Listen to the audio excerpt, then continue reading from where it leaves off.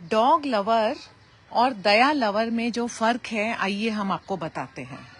अब जैसे हम सड़क से गुजर रहे हैं और रास्ते में हमने चलते चलते देखा कि ये एक जो जानवर है यहाँ बैठा हुआ है, या एक ये जो जानवर है यहाँ बैठा हुआ है।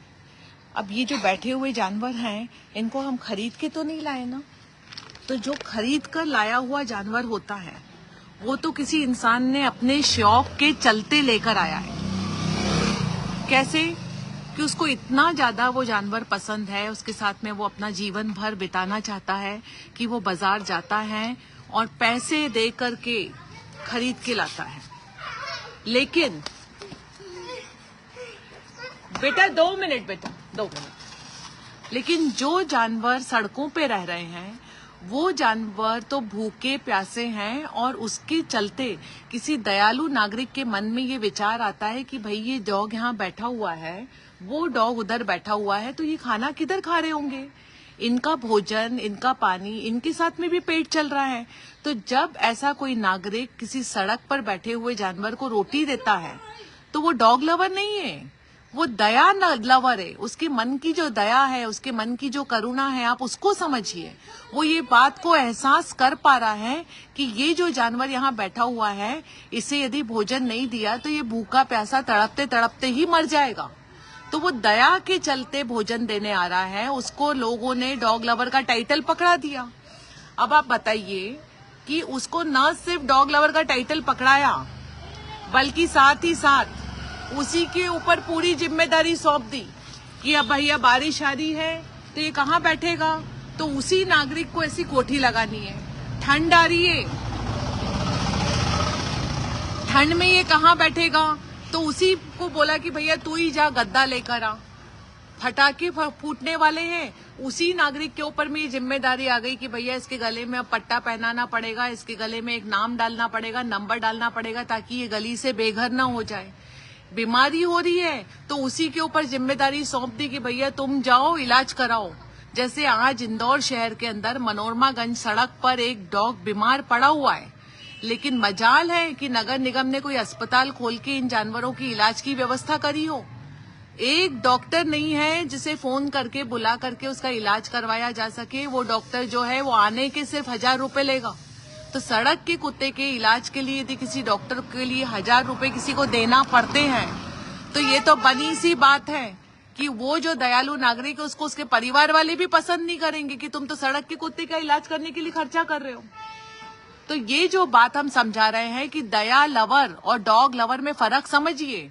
जो डॉग लवर है वो अपने घर में एक कुत्ता खरीद के लाता है, और उसी कुत्ते की जिम्मेदारी पालन पोषण, मेडिकल नीड्स, उसकी जरूरतों को उसको पूरा करने की उसकी जिम्मेदारी इसलिए है क्योंकि वो खरीद कर लाया है। लेकिन ये जो सड़क पर जीने वाला डॉग है, इसकी जिम्मेदारी तो देश के 140 करोड़ नागरिकों की है ना, और सर्वप्रथम तो सरकार की है ना। तो सरकार ने इस जिम्मेदारी को, चलो मैंने माना कि पब्लिक के ऊपर में थोप दिया, तो पब्लिक में भी कौन पब्लिक? एक अकेला नागरिक जो कि दयालु है। बाकी के लोग क्या करेंगे? क्या कोई कोठी नहीं देगा?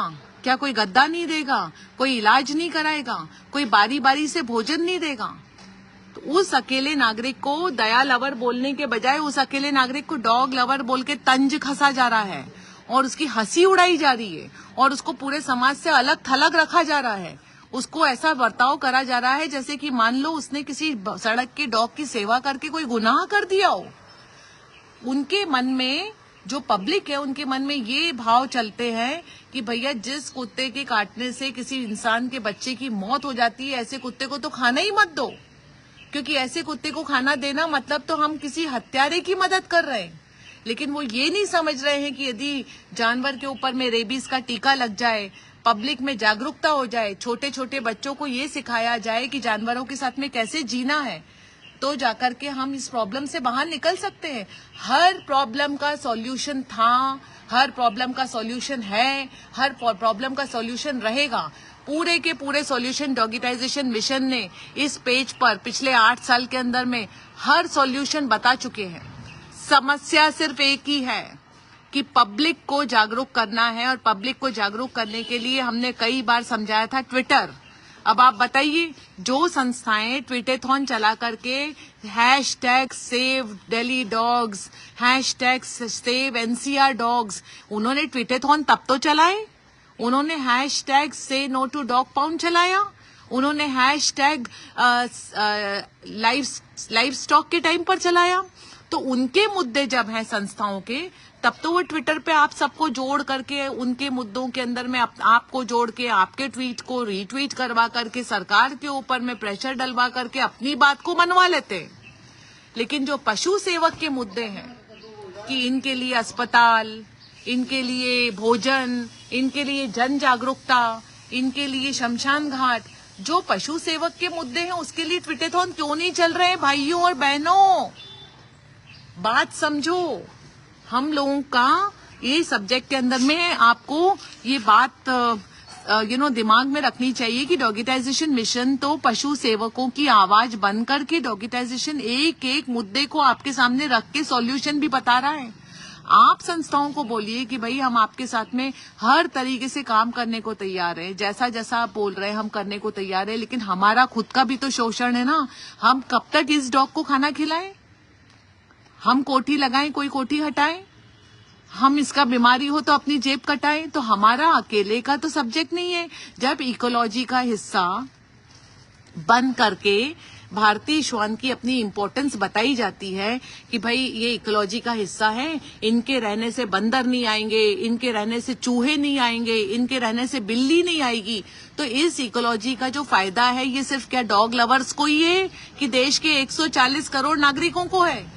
तो जब इनकी अपनी अहमियत है, इनका अपना फायदा है, इनके रहने से देश के 140 करोड़ लोगों को फायदा होने वाला है, तो इसका पूरा जब भार है वो पशु सेवक के ऊपर क्यों रहेगा? ये भी तो सोचो।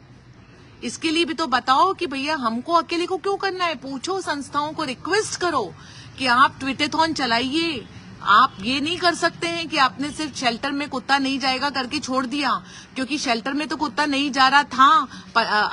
22 अगस्त से पहले जो रिसेंट सुप्रीम कोर्ट की हियरिंग हुई है उससे पहले भी नहीं जा रहा था। उस समय भी यही प्रॉब्लम आ रही थी कि खाना खिलाओ तो लड़ाइयां हो रही है, कुत्ते को उठा के बाईपास पे छोड़ रहे हैं, इसके लिए कोठी रखो तो कोई हटा दे रहा है, छोटे छोटे पपीज को बाईपास पे छोड़कर आ रहा है। तब भी हमारे ऊपर ही भार था और आज भी हमारे ऊपर ही भार है। तो आप संस्थाओं ने तो कुत्ते को शेल्टर में जाने से रुकवा देने जितना आपको यूज कर लिया, लेकिन उसके आगे हमारा भी तो कुछ अपना से है ना। हम भी तो कुछ चाहते हैं, और हम ऐसा तो कुछ बड़ी बात नहीं मांग रहे। हम एक ही बात मांग रहे हैं कि जन जागरूकता की आवाज उठाइए ताकि सब लोग मिलकर के थोड़ा थोड़ा इस भार को संभालें। तो ये बात यदि पशु सेवक समझ जाते हैं और पूरी यूनिटी के साथ में जन जागरूकता की गुहार करते हैं, एक बार जन जागरूकता हो जाए उसके बाद में हमें मिशन को कोई फर्क नहीं पड़ता, कोई कितना भी डोनेशन ले उससे हमको कोई फर्क नहीं पड़ता है, बिकॉज अल्टीमेटली एनिमल का फायदा सर्वप्रथम है। और यदि पब्लिक अवेयरनेस हो जाती है तो पशु सेवकों का भार कम होगा, और पशु सेवकों का भार कम होगा और ज्यादा लोगों के हाथ इनकी मदद के लिए आगे बढ़ेंगे, तो नेचुरल सी बात है कि एनिमल का सच मायने में कल्याण हो जाएगा। तो बात यहाँ सिर्फ एनिमल की नहीं है कि डॉग डॉग डॉग, बात यहाँ पर देश के उन सभी दयालु नागरिकों की है जो रात दिन सुबह शाम घर के नागरिकों, घर के मेंबर्स का भी ताना सुन सुन करके कटोरा लेके बाहर जाते हैं और खाना खिलाते हैं। आज की महंगाई के जमाने में यदि आधा लीटर दूध भी रोज बुलवाया जाता है किसी डॉग के लिए तो वो 940 रुपए का पड़ता है, और हर कोई सोच समझ करके पैसा खर्चा करता है। तो हर किसी को ये चीज तो हर्ट होती है ना। यदि ये भार सब में डिवाइड होता है तो फिर इतना खर्चा नहीं आएगा हम लोगों का भी। तो पशु सेवी संस्थाओं को ये बात समझनी पड़ेगी कि पशु सेवकों का भी शोषण जो है उसको रोकने के लिए कुछ करे। ये बात सिर्फ डॉग की नहीं है, ये बात दया लवर लोगों की भी है। तो डॉग लवर और दया लवर का फर्क आप समझ चुके हैं। डॉग लवर ने अपने घर के लिए कुत्ता लाया है तो वो जिम्मेदारी उसकी है, लेकिन ये जो सड़क पर जीने वाला डॉग है इसकी जिम्मेदारी दया लवर के अलावा देश के एक एक नागरिक की है। एक एक नागरिक की क्यों है? क्योंकि इकोलॉजी का हमने फॉर्मूला समझा दिया है, पब्लिक अवेयरनेस का फॉर्मूला समझा दिया है, ट्वीटेथॉन का फॉर्मूला समझा दिया है, और इसके बाद में भी यदि आप संस्थाओं से ट्विटरथॉन पर जन जागरूकता की गुहार नहीं करते हैं तो नुकसान आप ही का है फॉलोअर्स, ये भी समझ लीजिए। आपका कोई भी क्वेश्चन इस पर्टिकुलर वीडियो के बारे में हो तो आप जरूर से कमेंट सेक्शन में लिखिए, हम खुशी खुशी आपको जवाब देंगे। और यहाँ पर जो आप देख रहे हैं कि बिस्किट भैया आराम से सो रहे हैं, ऐसी ही यदि जन जागरूकता पूरे देश में हो जाती है तो देश का एक एक डॉग इसी तरीके से आराम से सुकून भरा अपना जीवन जी सकेगा।